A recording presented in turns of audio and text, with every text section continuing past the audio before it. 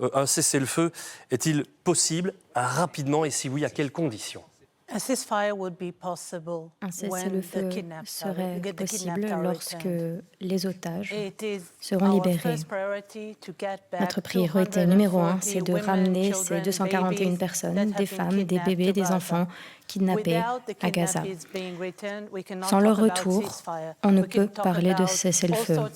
On peut parler d'arrangements humanitaires de toutes sortes, certes, mais pour un cessez-le-feu, la condition, c'est de ramener ces enfants à la maison. Écoutez, je ne suis pas surpris de ce que vient de dire Madame l'ambassadeur de la puissance d'occupation israélienne. C'est-à-dire qu'inviter plus des morts, inviter plus de bombardements, aller tuer plus de civils palestiniens. Aujourd'hui, nous avons plus de 40 000 Palestiniens, que ce soit morts et blessés. Vous croyez à un cessez-le-feu rapide? C'est nécessaire. C'est nécessaire pour arrêter les crimes, pour arrêter chaque minute, il y a des enfants qui tombent. Le secrétaire général de l'ONU a déclaré que le nombre d'enfants qui sont morts dans la bande de Gaza équivaut, en l'espace de 3 ans, de 30 conflits dans le monde.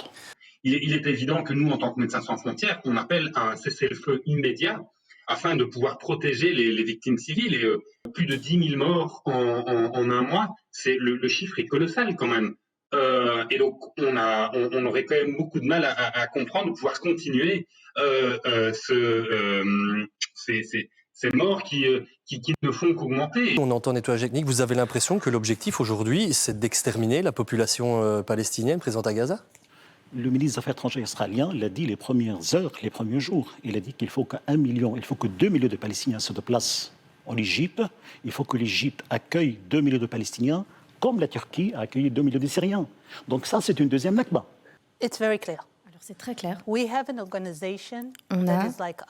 une organisation similaire à l'État islamique. Il faut faire ce qui a été fait contre l'État islamique, en détruire l'infrastructure totalement et mettre fin à ses leaders et mettre fin à ses financements. Il faut agir de la même manière qu'avec l'État islamique. Alors, nous menons des bombardements et à ce moment-là, on dit aux civils « évacuez, s'il vous plaît » et « s'il vous plaît, évacuez ». Mais effectivement, c'est compliqué. C'est une situation difficile puisque si on dit évacuer car il y a des infrastructures du Hamas, il s'agit d'un déplacement. Mais si on leur dit de ne pas évacuer, eh bien, il y a un risque d'atteindre les civils. Il n'y a pas de guerre à gagner. Il y a des solutions politiques à chercher et à trouver. Et les solutions politiques à chercher et à trouver doivent être conformer au droit international. Lorsque la Russie a envahi l'Ukraine, nous avons vu en l'espace d'une seule semaine 600 sanctions contre la Russie pour l'amener à quitter, à sortir de l'Ukraine. Le conflit israélo-palestinien, depuis 75 ans, pas une seule solution, pas une seule sanction a été appliquée. Donc ça, c'est quoi? Ça, c'est un encouragement, hélas, à l'occupation israélienne de continuer sur ce qui se passe. La solution, c'est avant tout dans la communauté internationale, parce que c'est la communauté internationale qui a créé la question palestinienne. Par exemple, vous demandez à l'ONU d'intervenir? L'ONU, l'Europe en premier, parce que la question palestinienne, monsieur, ça a été créé par l'Europe. C'est l'Europe qui a créé la question palestinienne. Quel est l'obstacle à la paix actuellement, à part le Hamas qui, depuis des années, mène des attentats et cherche à déconstruire la paix? L'obstacle, quel est-il?